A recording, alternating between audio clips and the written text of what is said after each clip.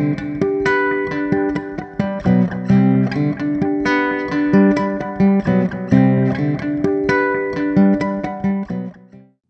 my name is Natalie Craig. I'm the managing editor of OEM magazine, and today I'm going to be talking to you about shifting workplace culture and protecting your people. As we are still experiencing the COVID-19 pandemic, the way we have done business has drastically changed, and the way that companies are handling workforce development and their culture has also shifted, but not nearly enough. According to many OEMs, emerging leaders, and component suppliers, the culture still needs to shift. And I'm going to show you a couple of ways that OEMs are taking an innovative approach to their workforce development practices and their culture to help keep their employees happy, engaged, and safe. One thing is top of mind for OEMs, that's employee safety. And employees also want to feel like they're being kept in the loop of the guidance from the CDC, as well as, what their workplace is doing to make sure that they're always safe. So while it's clear that a lot of your employees have to come in and work closely with their colleagues, they don't necessarily have an option to work remotely. It's important to provide physical safety measures like providing personal protective equipment, also known as PPE, and space. Social distancing is still really important on the facility floor. You're going to always want to monitor Centers for Disease Control and Prevention, the CDC guidelines, regularly so that you can make sure that your workplace is up to date on the latest guidelines.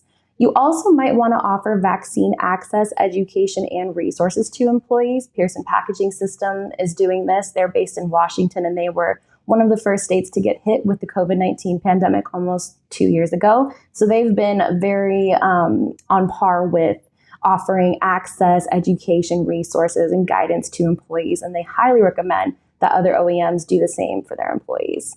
Aside from workplace safety, there are other conversations that are happening on the shop floor and among management teams, one of those being how to shift and improve the workplace culture.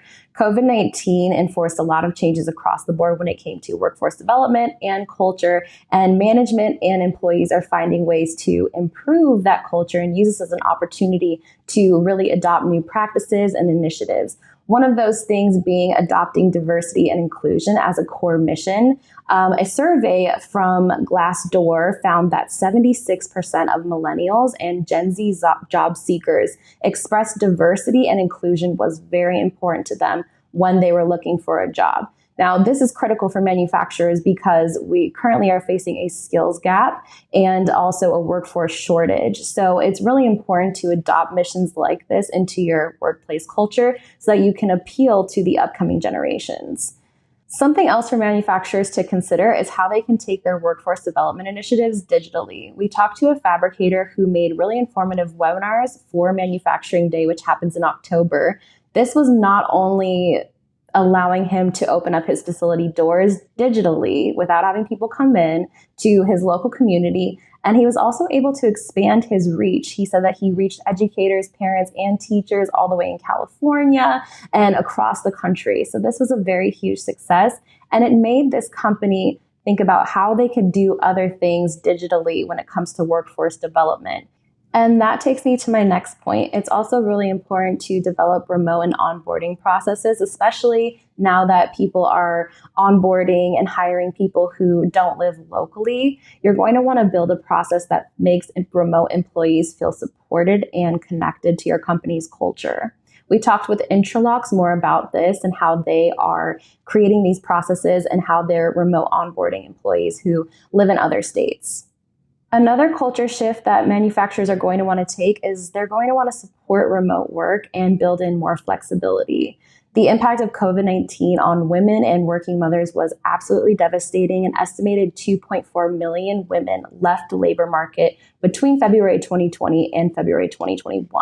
Now, manufacturing cannot afford to lose this many women or this much talent at a time where we're facing the skills gap and a labor shortage. So we spoke with Women in Manufacturing Association about how to recruit and retain more women and more employees. And one of the things that they mentioned was supporting remote work and making sure your employees who are working remotely feel connected and that they also have the opportunity to have better work-life balance. We know that it takes a lot to improve and change company culture, which is why we provided some resources that manufacturers can leverage for culture, workforce development, and worker safety. You can check out these resources at oemgo.to/protectpeople.